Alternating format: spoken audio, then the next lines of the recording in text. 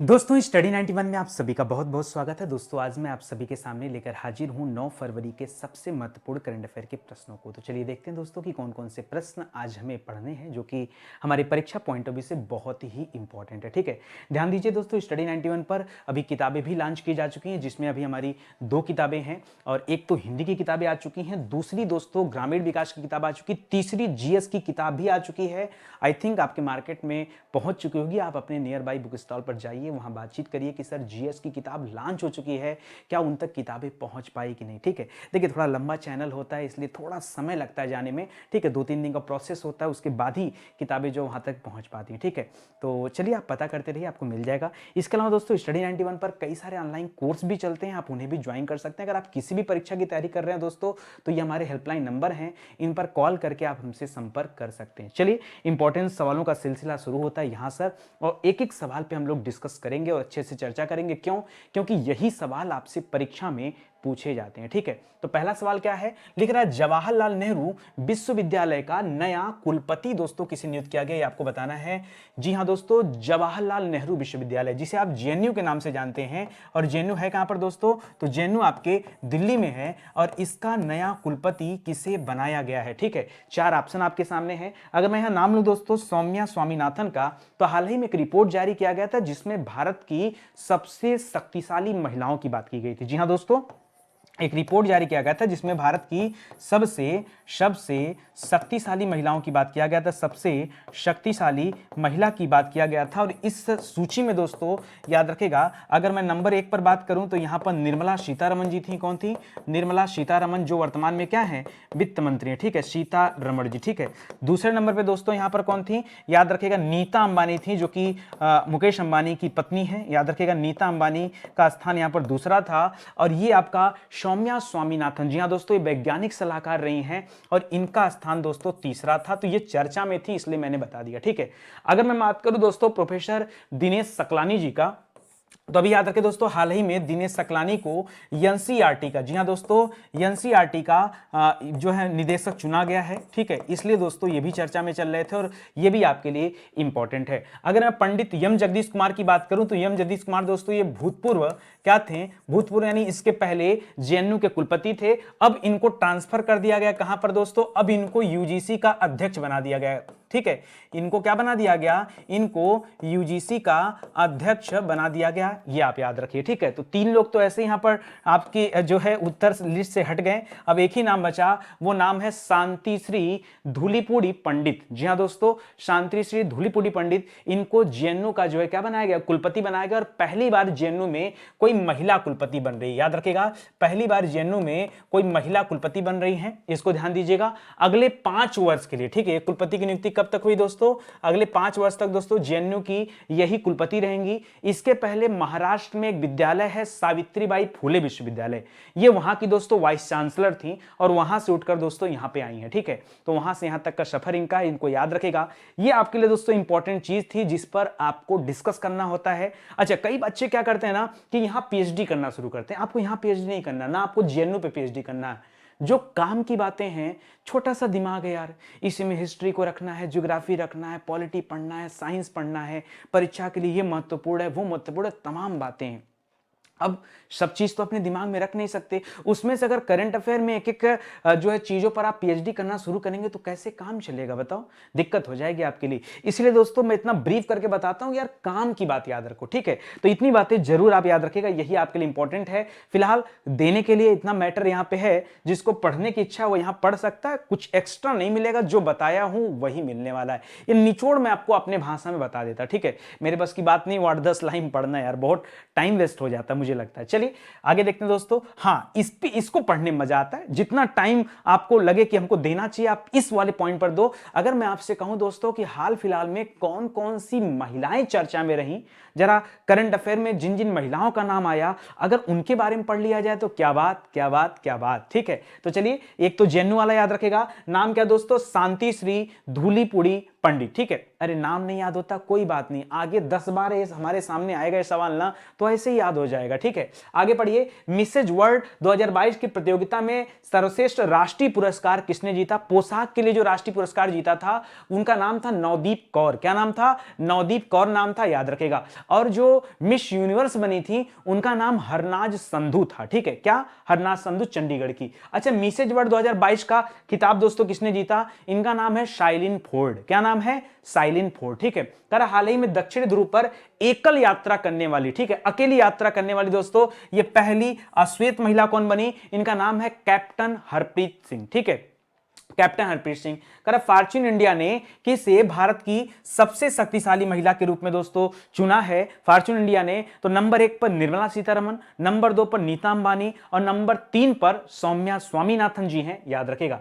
भारत के किस राज्य की आदिवासी महिला और आशा वर्कर जिसका नाम था मतिल्दा कुल्लू, ठीक है, ये उड़ीसा के रहने वाली दोस्तों, इसको फोर्ब्स ने सबसे शक्तिशाली महिलाओं की सूची में शामिल किया। यह भी एक गर्व और सम्मान की बात है। ठीक है, लिख रहा कि इस देश की पहली महिला प्रधानमंत्री जिनका नाम है मैकडोनाल्ड एंडरसन, इनके पद संभालने के कुछ समय बाद ही इनको इस्तीफा देना पड़ गया। ये प्रधानमंत्री चुनी गई थी स्वीडन देश में जिसकी राजधानी स्टॉकहोम है। स्वीडन वही देश है दोस्तों, याद रखें, जहां अल्फ्रेड नोबेल रहने वाले थे। ठीक है, वहीं से नोबेल पुरस्कार भी वितरित किया जाता है। करा किस देश की 2 बहनों को गिनीज वर्ल्ड रिकॉर्ड द्वारा दुनिया की सबसे बुजुर्ग जुड़वा महिला के रूप में चुना गया है? वो जापान की महिलाएं हैं, याद रखिएगा। जापान में वैसे भी दोस्तों जो आपका एज है ना वो ज्यादा होता है, एवरेज एज बहुत ज्यादा है। ठीक है, हाल ही में मीराबाई चानू को किसका ब्रांड एम्बेसडर चुना गया है? तो इनको एमवे इंडिया का ब्रांड एम्बेसडर चुना गया, मीराबाई चानू को। ठीक है, चलिए इतने सवाल दोस्तों आपके महिलाओं से संबंधित थे, जरूरी थे, इन्हें आप जरूर याद रखें। ठीक है,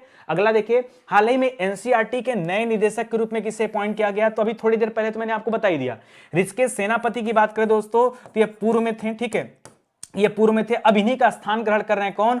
प्रोफेसर दिनेश शकलानी जी, याद रखिए दोस्तों। और ये जो यम जगदीश कुमार जी है ना, इनको कहां भेज दिया गया? इनको जेएनयू भेज दिया गया। कहां? सॉरी, जेएनयू नहीं, ये पहले दोस्तों जेएनयू में थे और जेएनयू से निकल करके कहां चले गए? ये जेएनयू से निकल करके यूजीसी के अध्यक्ष चुन लिए गए हैं, याद रखिएगा। अब ये जेएनयू में नहीं है, अब ये यूजीसी में आ गए। ठीक है, राहुल भाटिया दोस्तों मत करेगा। ठीक है, राहुल भाटिया को भी हाल ही में इंडिगो का एमडी चुना गया। क्या बनाया गया? इंडिगो का एमडी चुना गया। तो ये भी ध्यान रखिएगा। जो आपके लिए इंपॉर्टेंट है यहां है प्रोफेसर दिनेश सकलानी जी। ठीक है, इनको एनसीईआरटी का क्या बनाया गया? नया निदेशक चुना गया। तो इनके बारे में भी दोस्तों आप चाहें तो यहां से बहुत सारी बातें पढ़ लीजिएगा।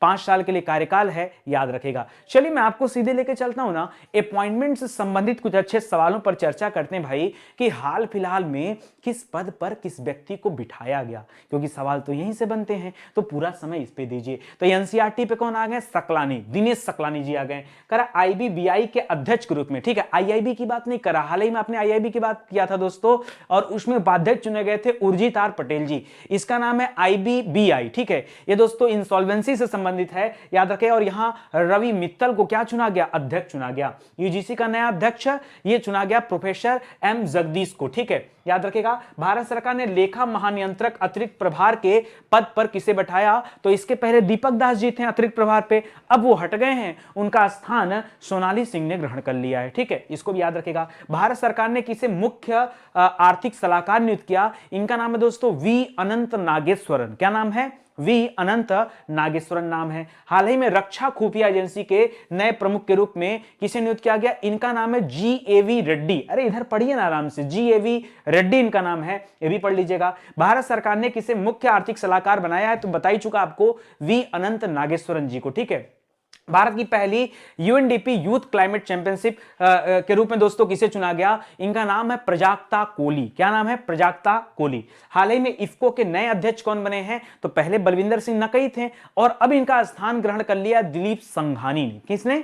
दिलीप संघानी ने। बलविंदर सिंह नकई जी का निधन हो गया दोस्तों, उसको भी ध्यान रखिएगा। हाल ही में किसे अगले थल सेना उप प्रमुख के रूप में नियुक्त किया जा रहा है? तो वर्तमान में थल सेना प्रमुख की बात करें तो इनका नाम मनोज मुकुंद नरवाने हैं। यहां पे उप प्रमुख की बात कर रहा है, इनका नाम मनोज पांडे है। अच्छा, वायुसेना प्रमुख कौन है? विवेक राम चौधरी जी हैं। और नौसेना प्रमुख कौन है? तो उनका नाम है आर हरि। ये भी याद रखेगा, जरूरी आपके लिए। हरियाणा सरकार ने किसे राज्य महिला आयोग की अध्यक्षता सौंपी है? इनका नाम है रेणु भाटिया। ठीक है, तो इतने अपॉइंटमेंट के सवाल थे दोस्तों जो आपके लिए जरूरी थे, इंपॉर्टेंट थे, इन्हें आप जरूर पढ़ें। ठीक है, चलिए आगे बढ़ते हैं। करा हाल ही में कोविड-19 के खिलाफ डीएनए वैक्सीन लगाने वाला, जी हां दोस्तों, डीएनए वैक्सीन लगाने वाला दुनिया का पहला देश कौन बना? ठीक है, किसे चुना गया? हालांकि डीएनए वैक्सीन बहुत सारे देशों ने लगाया लेकिन पूरी तरह से नहीं लगा पाया और उसमें चुनाव हुआ दोस्तों हमारे देश भारत का। ठीक है, किसका चुनाव हुआ? भारत का। और किस लिए दोस्तों? तो अपने देश के अंदर अगर हम डीएनए वैक्सीन की बात करें तो आपने जाइडस कैडिला का नाम सुना होगा। किसका? जायडस कैडिला का नाम सुना होगा दोस्तों। ठीक है, इसको याद रखेगा। अभी आपातकालीन यूज के लिए दोस्तों इसको मंजूरी भी दिया गया। अच्छा, अगर मैं चीन की बात करूं तो हाल ही में डब्ल्यूएचओ ने दोस्तों मान्यता दिया था चीन की एक वैक्सीन को जिसका नाम था सिनोवैक। क्या नाम था दोस्तों? सिनोवैक वैक्सीन, याद रखेगा। रूस की बात करें तो रूस की वैक्सीन का नाम था दोस्तों स्पुतनिक, याद रखेगा, स्पुतनिक नाम था। ठीक है, और यह सिंगल डोज वाली दुनिया की पहली वैक्सीन भी थी, याद रखेगा। सिंगल डोज वाली दोस्तों दुनिया की पहली वैक्सीन थी, यह भी याद रखेगा। प्लस दोस्तों जानवरों के लिए सबसे पहले वैक्सीन किसने बनाया था? तो रूस देश ने बनाया था, उसे भी याद रखेगा। ठीक है, अमेरिका की बात करें दोस्तों तो फाइजर वगैरह का नाम सुना है? फाइजर, यहां की एक कंपनी दोस्तों फाइजर। ठीक है, फाइजर जो कंपनी दोस्तों उसने वैक्सीन बनाया था इसके लिए, कोविड-19 के लिए, वो भी याद रखेगा। और भारत में तो आप सभी जानते हैं कोविशील्ड हो गया और कोवैक्सीन हो गया। ठीक है, फिलहाल इतनी बातें आप याद रखिए। अच्छा, ये दोस्तों लगाने वाला बना कौन है? तो याद रखेगा भारत बना, ये भी याद रखेगा। अच्छा, भारत का पहला गांव कौन सा था दोस्तों जो वैक्सीन मतलब 100% लोगों को वैक्सीन लग चुका था? तो हम लोगों ने पढ़ा था दोस्तों जम्मू कश्मीर का बेयान गांव। कौन सा दोस्तों? बेयान गांव। ठीक है, याद रखेगा। तो याद रखेगा। अगर दोस्तों हमने प्रदेश के बारे में पढ़ा कि कौन सा प्रदेश सबसे पहले दोस्तों सिंगल डोज वैक्सीन लगा चुका था, मतलब एक डोज लग चुका था, तो वह था दोस्तों हिमाचल प्रदेश। कौन सा था? हिमाचल प्रदेश था। ठीक है, तो इस तरह की बातें आप याद रखिए क्योंकि हो सकता है आज नहीं तो कल ये सवाल आपसे पूछ दिए जाएं। ठीक है, तो इसको पढ़िएगा और यहां बहुत सारी बातें लिखी गई हैं, इसको भी पढ़िएगा कि क्या बताया जा रहा है आपके लिए। ठीक है, चलिए हम लोग आगे चलते हैं। भारत में पहली बार या विश्व में पहली बार अगर कोई चीज हुई है, कोई घटना घटित हुई है तो हम लोग उस पर अपना ध्यान केंद्रित करते हैं। पहला सवाल ये हो गया। ठीक है, दूसरा लिख रहा है दुनिया के तीसरे सबसे बड़े क्रिकेट स्टेडियम की आधारशिला कहां रखी गई? तो सबसे बड़ा मोटेरा था, गुजरात में है। वो दुनिया का सबसे बड़ा क्रिकेट स्टेडियम है, अब उसका नाम नरेंद्र मोदी स्टेडियम हो चुका है। दूसरा दोस्तों मेलबर्न क्रिकेट स्टेडियम है जो आपके ऑस्ट्रेलिया में है। और तीसरा दुनिया का सबसे बड़ा जो बन रहा है अपने भारत में बन रहा है। भारत में राजस्थान की राजधानी जयपुर में बनाया जा रहा है दुनिया का तीसरा सबसे बड़ा क्रिकेट स्टेडियम। जी हां दोस्तों, इसको भी याद रखेगा। करा पहली हाइड्रोजन से चलने वाली फ्लाइंग बोट जिसका नाम है द जेट, ये दोस्तों किस देश ने लॉन्च किया है? तो द जेट लॉन्च किया गया यूनाइटेड अरब अमीरात के द्वारा। जी हां दोस्तों, यूनाइटेड अरब अमीरात के द्वारा जारी किया गया, इसे मतलब लॉन्च किया गया। सऊदी अरब का पहला योग महोत्सव कहां मनाया गया? तो वहां पर एक शहर है दोस्तों जेद्दा। वैसे सऊदी अरब की राजधानी की बात करें तो राजधानी रियाद पड़ती है, बट जेद्दा वहां का, मक्का मदीना जेद्दा, ये बड़े बड़े सिटी वहां के, याद रखेगा। तो वहीं पर दोस्तों सऊदी अरब का पहला योग महोत्सव हुआ। ठीक है, देखिए अपने देश में होता है योग महोत्सव तो आम बात हो गई है, लेकिन अगर एक मुस्लिम कंट्री में अगर योग महोत्सव हो तो यह अपने आप में बड़ी बात है और कहीं ना कहीं आपको याद रखना चाहिए क्योंकि परीक्षा में ऐसे ही सवाल पूछे जाते हैं। ठीक है, आगे आइए। भारत का पहला जियोलॉजिकल पार्क कहां पे बना है? मैंने कहानी बताया था। भारत में एक ऐसा स्थान है दोस्तों जहां से डायनासोर के जीवाश्म मिले हैं। वह स्थान मध्य प्रदेश के, कहां पर दोस्तों? मध्य प्रदेश के जबलपुर के लम्हेटा गांव में है और वहीं पर दोस्तों इस जियोलॉजिकल पार्क की स्थापना की जा रही है, तो भी याद रखेगा। भारत का सबसे बड़ा ईवी चार्जिंग स्टेशन जो अभी तक महाराष्ट्र में था, लेकिन अब इससे बड़ा ईवी चार्जिंग स्टेशन दोस्तों बन रहा है गुड़गांव में दोस्तों, जहां पर एक साथ 100 ईवी चार्जिंग स्टेशन मतलब 100 गाड़ियां एक साथ चार्ज की जा सकती हैं। यह इतना बड़ा स्टेशन बनाया जा रहा है। करा हाल ही में दुनिया के सबसे बड़े कैनाल लॉक का उद्घाटन कहां किया गया? दोस्तों नीदरलैंड एक देश है, नीदरलैंड की राजधानी एम्स्टर्डम है, उसी के पास में किया गया। नीदरलैंड में दोस्तों जगह है द हेग, वहां पर दोस्तों अंतरराष्ट्रीय न्यायालय है, उसको भी याद रखेगा क्योंकि परीक्षा में खूब पूछा है यहां से सवाल।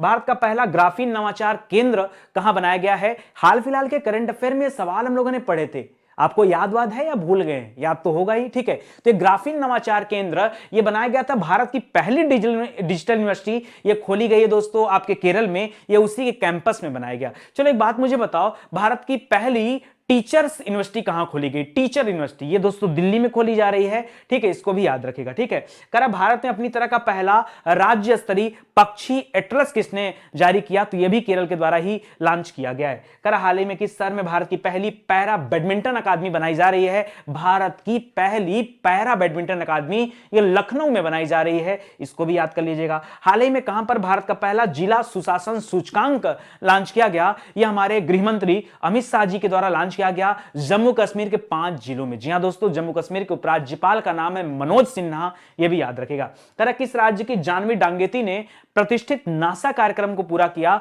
और ये कहां की रहने वाली? आंध्र प्रदेश की रहने वाली हैं, तो लगे हाथ इनका नाम भी आप याद रखेगा, ठीक है। इसके पहले दोस्तों अच्छा, इनको पहला माना जा रहा है दोस्तों, नासा कार्यक्रम पूरा करने वाली पहली भारतीय महिला बनी है, तो ये भी ध्यान दीजिएगा, ठीक है। चलिए, कुछ दोस्तों नाम चेंज किए गए हैं, तो जरा आप समझिए। मध्य प्रदेश के वो स्थान है जिसमें, अच्छा, मध्य प्रदेश के मुख्यमंत्री का नाम शिवराज सिंह चौहान है, राजधानी भोपाल है, ठीक है, याद रखिएगा। दोस्तों यहां पर नाम चेंज हुआ है, कुछ शहरों के नाम बदले गए हैं, जैसे होशंगाबाद, ठीक है, तो याद रखिएगा होशंगाबाद का नाम बदलकर कर दिया गया दोस्तों नर्मदापुरम, एक तो याद रखिएगा। शिवपुरी का नाम बदलकर कर दिया गया दोस्तों माखन नगर, और बाबई का नाम बदल कर दिया गया कुंडेश्वर धाम, तो इसको भी याद रखिएगा। अगर मैं यहां माखन नगर की बात करूं दोस्तों, तो आपने माखन लाल चतुर्वेदी का नाम सुना होगा। जी हां, माखन लाल चतुर्वेदी का नाम सुना होगा दोस्तों, ये उन्हीं के नाम पर दोस्तों इसका नाम पड़ा है। क्यों? माखनलाल चतुर्वेदी कहां के रहने वाले थे? ये बाबई के रहने वाले थे, तो अब ये फैसला आया। अच्छा, मान लीजिए कहीं का अगर नाम चेंज करना हो तो डिसाइड कौन करता है? याद रखेगा, फैसला हमेशा गृह मंत्रालय लेता है। कौन लेता है? गृह मंत्रालय। और गृह मंत्रालय के मंत्री कौन है? अमित शाह जी, तो याद रखेगा फैसला वहीं से लिया गया है, ये आपका ध्यान रखने वाली बात है। तो यहां पर बनेगा दोस्तों सी, क्या बनेगा दोस्तों? सी बनेगा, फिर ए बनेगा, फिर बी बनेगा ना? नहीं यार, सी बनेगा, देख लीजिए एक बार, मुझे लग रहा थोड़ा, हाँ, शिवपुरी को कुंडेश्वर धाम, वही मैं कहूं कि कुछ गड़बड़ हो रहा है, ठीक है। देखिए थोड़ा सा यहाँ चेंज कर लीजिए दोस्तों, थोड़ा सा चेंज कर लीजिए, ठीक है। देखिए होती गलतियां होती, मजा मत लीजिए ठीक है। देखिए मुझे इस बात का कोई फर्क नहीं पड़ता कि कभी कोई चीज गलत हो जाए। क्यों? क्योंकि मैं जानता हूं ना, गलतियां इंसानों से होती है, भगवान से थोड़ी होती है, ठीक है। मैं चाहूं, मैंने फिर से आपको कहा, मैं चाहूं तो वीडियो एडिट कर सकता हूं, लेकिन मेरे अंदर ये आदत नहीं है। अरे क्यों आदत रखना यार? अगर कोई चीज, जैसे करंट अफेयर, ऐसा तो नहीं कि यार मैं रट के आ रहा हूं, मैं कोई मशीन है या फिर क्या है यार, दिमाग में है, पढ़ा रहा हूं, ठीक है, समझिएगा बात को। होशंगाबाद का नाम तो नर्मदापुर रखा गया, लेकिन ये शिवपुरी का नाम दोस्तों याद रखेगा कुंडेश्वर धाम रखा गया, और बाबई दोस्तों ये याद रखेगा। सही तो था यार, हमने कुछ गलत किया था क्या? अच्छा, हमने शायद बाबई यही तो बताया था। अच्छा, हमने गलती से कहीं और टिक कर दिया था ना, ऐसा कुछ किया था क्या? तो याद रखें दोस्तों, यहां शी बी ये बनेगा, ध्यान नहीं आ रहा है, ठीक है, इसको करिएगा। सही तो है, कुछ गड़बड़ हुआ क्या? एक मिनट देख लो, शिवपुरी को कुंडेश्वर और बाबई को माखन नगर, सही था ना? हाँ यही है, ठीक है। तो याद रखें दोस्तों, माखनलाल चतुर्वेदी बाबई के रहने वाले थे, तो ये इसको भी आप ध्यान रखेगा, ये भी आपके लिए इंपॉर्टेंट सवाल बन जाएगा, ठीक है, तो इसको ध्यान रखेगा। बाकी जो बातें अभी बताए मैंने, वो सारी बातें यहां पर दी गई हैं। चलिए, प्लेसेस यानी स्थानों से संबंधित कुछ अच्छे सवाल पढ़ते हैं, ऐसे स्थान जो हाल फिलहाल में चर्चा में रहे हैं, जरा उन स्थानों के नाम देखिए, ठीक है। पहला यही हो गया। दूसरा लिख रहा, अर्धशुष्क उष्णकटिबंधीय एक अंतरराष्ट्रीय फसल अनुसंधान संस्थान है, जिसका अभी 50वां वर्षगांठ पूरा हुआ, और मोदी जी जाकर दोस्तों भाषण दिए हैं, तो परीक्षा में तो पूछा ही जा सकता है भाई कि अंतरराष्ट्रीय फसल अनुसंधान संस्थान है कहां पर। तो अभी मोदी जी गए थे दोस्तों यूनिटी स्टैच्यू ऑफ इक्वेलिटी का दोस्तों उद्घाटन करने के लिए, वहीं पर दोस्तों ये भी है तेलंगाना की राजधानी हैदराबाद में, ठीक है, पटनचेरू में, ठीक है, याद रखेगा। करा मोदी जी द्वारा संत रामानुजाचार्य की 216 फुट की ऊंची प्रतिमा का अनावरण कहां पे किया गया? तो हैदराबाद में किया गया। जम्मू कश्मीर का पहला दूध गांव किसे घोषित किया गया? तो इसका नाम है जेरी हैमलेट। क्या नाम है? जेरी हैमलेट को किस देश के इलियट में आयोजित 17वीं मिस यूनिवर्स के रूप में दोस्तों चुना गया? किसे? हरनाज संधू को। यह इजराइल में दोस्तों इस प्रतियोगिता का आयोजन किया गया था, और हरनाज संधू पूरा 21 साल बाद भारत में कोई महिला दोस्तों जिसने मिस यूनिवर्स का खिताब जीता हो, ठीक है। करा पेरुमेला पेरुनल दावत दोस्तों ये किस राज्य से संबंधित है? ये केरल राज्य से संबंधित है। हाल ही में किस राज्य में एक चाय पार्क बनाया जा रहा है? तो चाय पार्क और बांस औद्योगिक पार्क, ये दोनों पार्क आपके असम में बनाए जा रहे हैं, इसको भी याद रखेगा दोस्तों। एक नया पार्क याद रखेगा, टायर पार्क। कौन सा याद रखेगा? Tyre park. जी हां दोस्तों, अगर कभी परीक्षा में पूछ दे दोस्तों कि कहां पर दोस्तों ये टायर पार्क बनाया गया है, टायर पार्क, तो बताएगा दोस्तों बंगाल में। कहां पर? बंगाल में, ठीक है। थोड़ा डिफरेंट है, मुझे मिला तो लगा कि एंटीक है। कह रहा हरियाणा का जो हिसार हवाई अड्डा है उसका नाम चेंज कर दिया गया, उसका नाम महाराजा अग्रसेन जी के नाम पे रखा गया दोस्तों, तो इसको भी आप पढ़िएगा। ठीक है, चलिए आगे बढ़ते हैं, अगला सवाल देखते हैं। हाल ही में उत्तराखंड के ब्रांड एम्बेसडर के रूप में किसे चुना गया? जी हां दोस्तों, अभी हाल ही में तो उत्तराखंड का ब्रांड एम्बेसडर चुना गया था। कब? दिसंबर 2021 में। दिसंबर 2021 में दोस्तों उत्तराखंड का ब्रांड एम्बेसडर चुना गया था ऋषभ पंत को। ठीक है, याद रखिएगा। लेकिन इस बार फिर से उत्तराखंड का ब्रांड एम्बेसडर चुना गया दोस्तों अक्षय कुमार को। यह घोषणा किसके द्वारा किया गया? तो उत्तराखंड के सीएम कौन है? पुष्कर सिंह धामी हैं, उन्होंने घोषणा किया, यह भी याद रखिएगा। ठीक है, बाकी महेंद्र सिंह धोनी और अमिताभ बच्चन मत कीजिएगा, अन्यथा आपका उत्तर जो है वो गलत हो जाएगा। चलिए नियुक्ति वाले सवाल एक बार फिर देख लेते हैं, आ गए सामने, देखना ही पड़ेगा। ठीक है, तो उत्तराखंड का नया ब्रांड एम्बेसडर ये अक्षय कुमार को बनाया गया है। एनसीईआरटी के नए निदेशक दोस्तों कौन आए हैं? प्रोफेसर दिनेश सकलानी जी आए हैं। आईबीबीआई का अध्यक्ष रवि मित्तल को नियुक्त किया गया है। यूजीसी नेट के नए अध्यक्ष जो रिटायर होकर आए जेएनयू से निकल कर आए हैं एम जगदीश कुमार जी।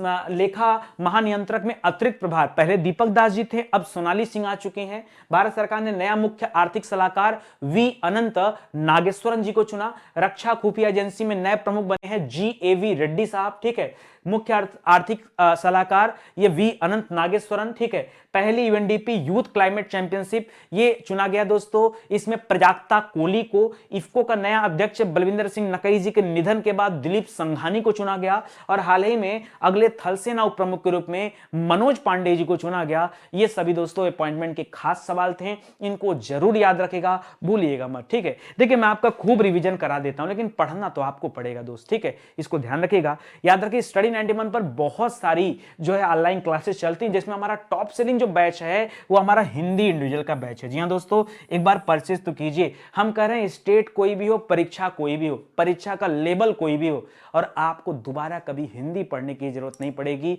ये इतना शानदार बैच है। ठीक है, जी हां, विश्वास कीजिए, आइए और पढ़िए। ठीक है, समय मत वेस्ट करिए, जितना समय गुजरने देंगे अनायास का आपका समय नुकसान हो रहा है। लोग आपसे आगे बढ़ रहे हैं, इसलिए आपको समझा रहा हूं। ठीक है, इसके अलावा दोस्तों जो हमारे टॉप सेलिंग बैच हैं उसमें आपका लेखपाल का बैच भी है। इसके अलावा दोस्तों वीडियो की शानदार क्लासेस चल रही है, यूपी पुलिस की दोस्तों शानदार क्लासेस चल रही है। और एक और बैच है दोस्तों जो एकदम धमाकेदार चल रहा है, वो है दोस्तों सुपर टेट का बैच। ठीक है, सुपर टेट का, तो इसको भी याद रखेगा, यह भी आपके लिए इंपॉर्टेंट है। बाकी किताबें तो दोस्तों हम लोग लॉन्च कर ही चुके हैं, तो आइए किताबों को पढ़िए ना। एक बार एक काम करिए, बैच मत खरीदिए। ठीक है, पहले किताब पढ़िए, किताब पसंद आती तो बैच खरीदिए। अब इससे बड़ा रिस्क मैं क्या ले सकता हूं, बताओ मुझे। ठीक है, इससे बड़ा रिस्क क्या ले सकता हूं, विश्वास कीजिए। अरे भाई, कोई चीज अच्छी है तभी तो कह रहा हूं कि दुकानों पर जाइए, किताब उठाइए, एक बार देखिए तो सही, देखिए तो सही कि लिखा क्या है, तब तो आपको मजा आएगा। ठीक है भाई, बिना देखे कैसे आप समझेंगे। चलिए आगे बढ़ते हैं। करा भारत प्रेस स्वतंत्रता रिपोर्ट 2021 में, जी हां दोस्तों, भारत प्रेस स्वतंत्रता रिपोर्ट 2021 में किस राज्य या केंद्र शासित प्रदेश को पहला स्थान मिला है? दोस्तों अगर मैं बात करूं यहां पर विश्व प्रेस स्वतंत्रता रिपोर्ट की, तो इसमें पहला स्थान जम्मू कश्मीर का है, दूसरा स्थान उत्तर प्रदेश का है, तीसरा स्थान मध्य प्रदेश का है, चौथा स्थान आपके त्रिपुरा का है। ठीक है, फिर आगे चलकर बिहार वगैरह सब आ जाएंगे, उड़ीसा वगैरह सब आ जाएंगे, अभी तो यही है। ठीक है, टोटल दोस्तों 25 ऐसे मामले देखने को मिले जो जहां पर दोस्तों जम्मू कश्मीर में पत्रकारिता का एक कह सकते हैं कि आप हनन हुआ है, या कह सकते हैं कि पत्रकारों को पीड़ित किया गया है। ठीक है, तो ये सारी बातें रही हैं। फिलहाल आप याद रखेगा ये, लेकिन पत्रकार हटे नहीं, पत्रकार कभी हटे नहीं दोस्तों। 106 लगभग 106 पत्रकार ऐसे थे दोस्तों जिन पर हमला हुआ। कितना? जिन पर हमला हुआ। और दोस्तों 6 पत्रकार ऐसे थे जिनकी मृत्यु भी होगी हमले के दौरान। आपने कई बार ऐसे मामले भी सुने होंगे। आपने दानिश सिद्दीकी का शायद नाम सुना होगा, आखिरी टाइम दानिश सिद्दीकी का नाम सुना होगा।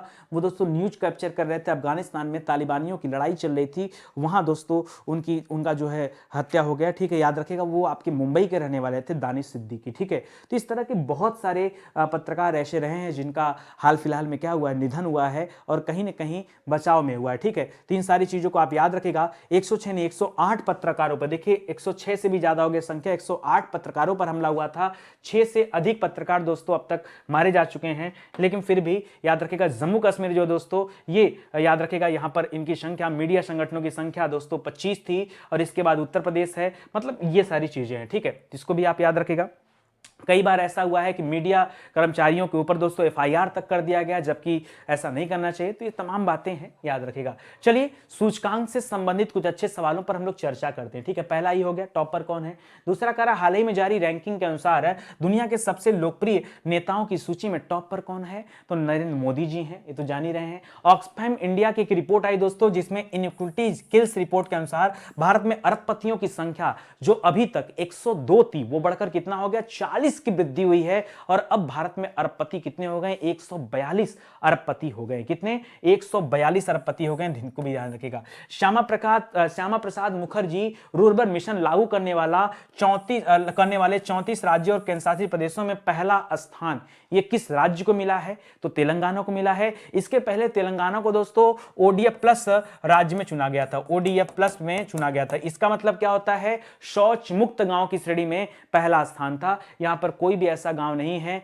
जहां पर लोग बाहर शौच करने जाते हो। ठीक है, याद रखिएगा। केंद्रीय शिक्षा मंत्रालय और अखिल भारतीय तकनीकी शिक्षा परिषद की तरफ से जारी अटल नवाचार रैंकिंग के बाद दोस्तों में कौन सा विश्वविद्यालय यहां पर लगातार तीसरे साल पहले स्थान पर है, तो आईआईटी मद्रास लगातार 3 साल से दोस्तों ये टॉप पर बना हुआ है। हाल ही में जारी सुशासन सूचकांक में कौन सा राज्य शीर्ष पर है, तो कई श्रेणी दोस्तों, जैसे गुजरात नंबर 1 पर है, बड़े राज्यों में मध्य प्रदेश हो गया, पूर्वोत्तर में मिजोरम हो गया और केंद्र शासित में नई दिल्ली हो गया। दोस्तों ये नया अभी सूचकांक आया है, ठीक है, उसमें। ठीक है, हाल ही में वाडा रिपोर्ट के अनुसार 2019 में भारतीय एथलीट कितने बार डोप से जुड़ी गतिविधियों से जुड़े थे, तो 152 बार दोस्तों डोपिंग में इनको पकड़ा गया। डोपिंग में, जी हां दोस्तों, जैसे नाडा होता है ना, नेशनल एंटी डोपिंग एजेंसी, वैसी वाडा होता है। तो जो भी एथलीट गेम खेलते हैं उनका एक टेस्टिंग होता है दोस्तों, अगर वो किसी तरह के जो है दवा या नशीली चीजों का सेवन किए जाते हैं जिससे उनके अंदर एनर्जी रहे, ठीक है, इस तरह के लिए किया जाता है। तो इसलिए दोस्तों यहां पर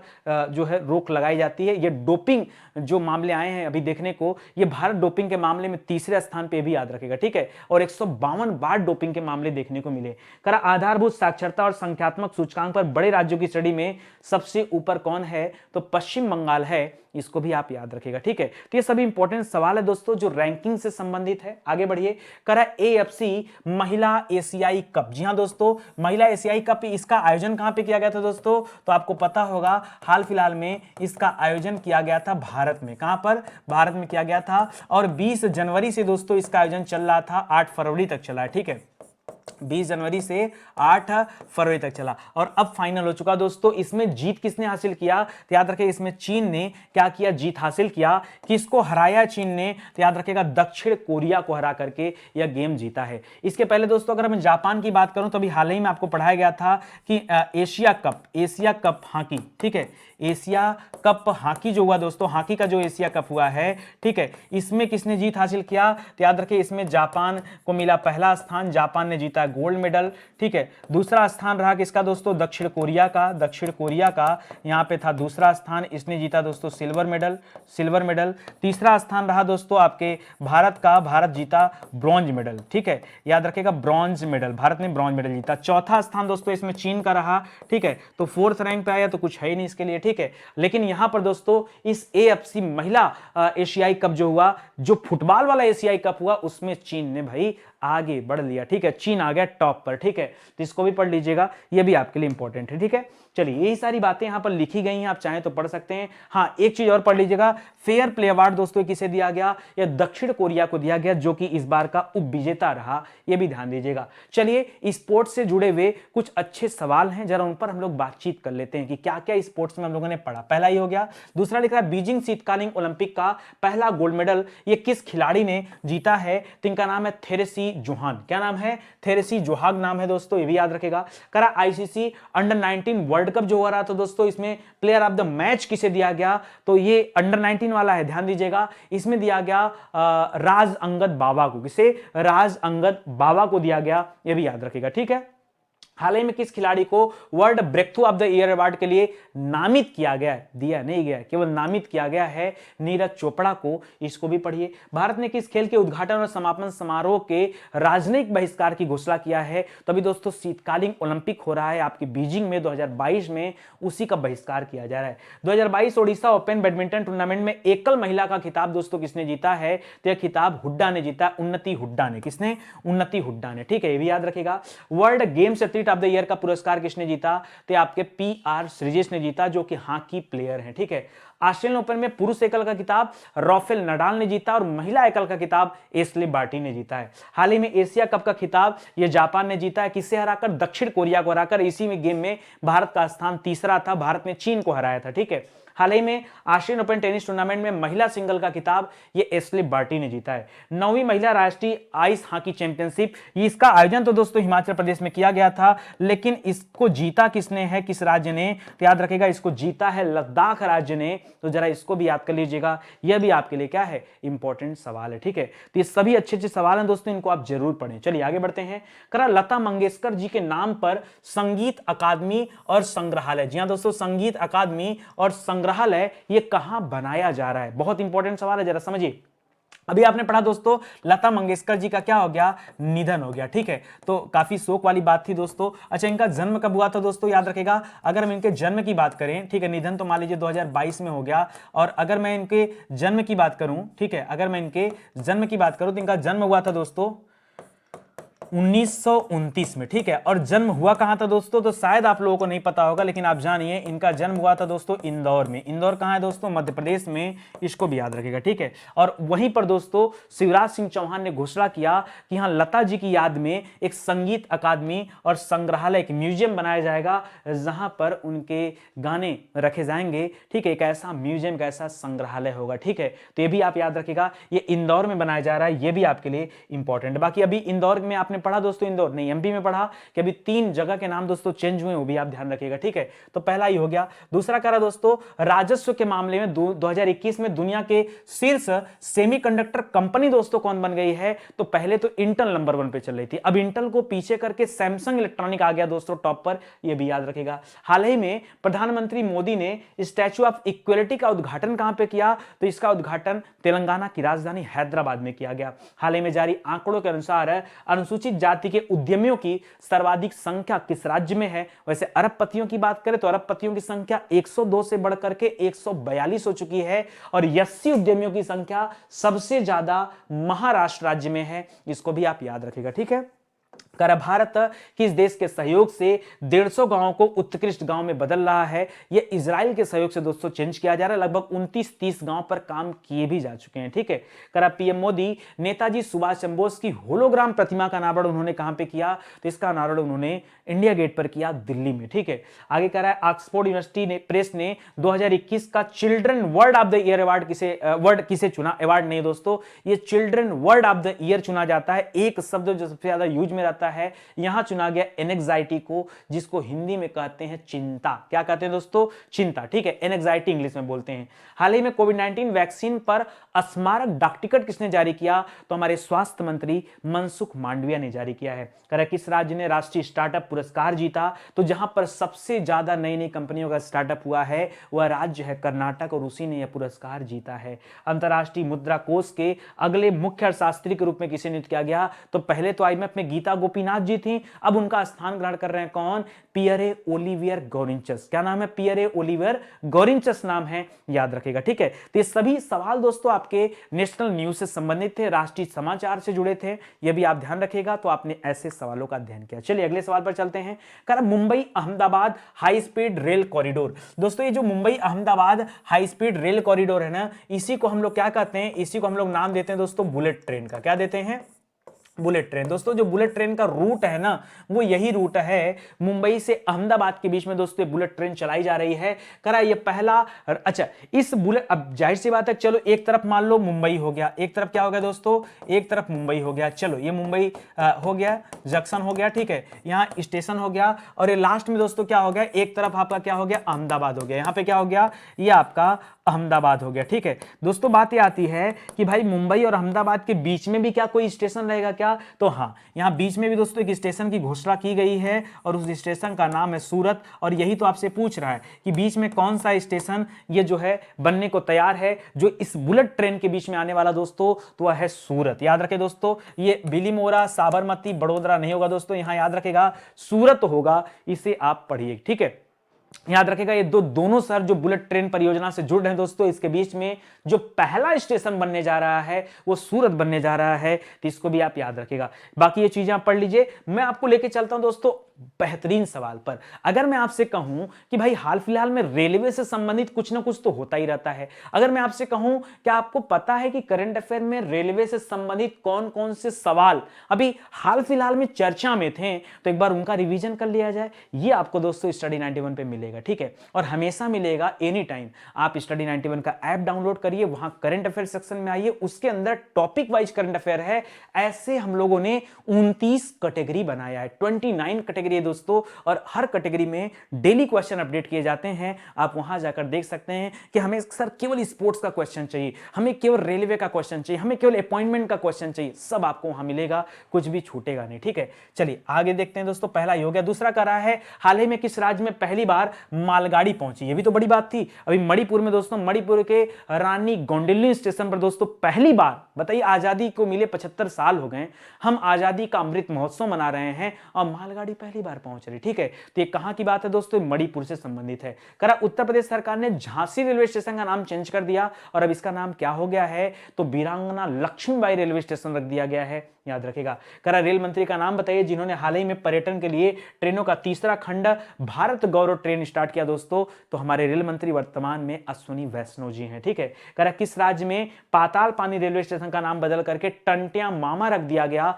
ये मध्य प्रदेश का रेलवे स्टेशन है। भारतीय रेलवे ने किस राज्य में विश्व के सबसे ऊंचे 111 किलोमीटर लंबे पुल का, नहीं ऊंचाई को भी दोस्तों इस ट्रेन के रास्ते में 111 पुल 10 लगभग हैं, याद रखेगा, और वो आपका बन रहा है दोस्तों मणिपुर में। सवाल ऐसा था, ठीक है।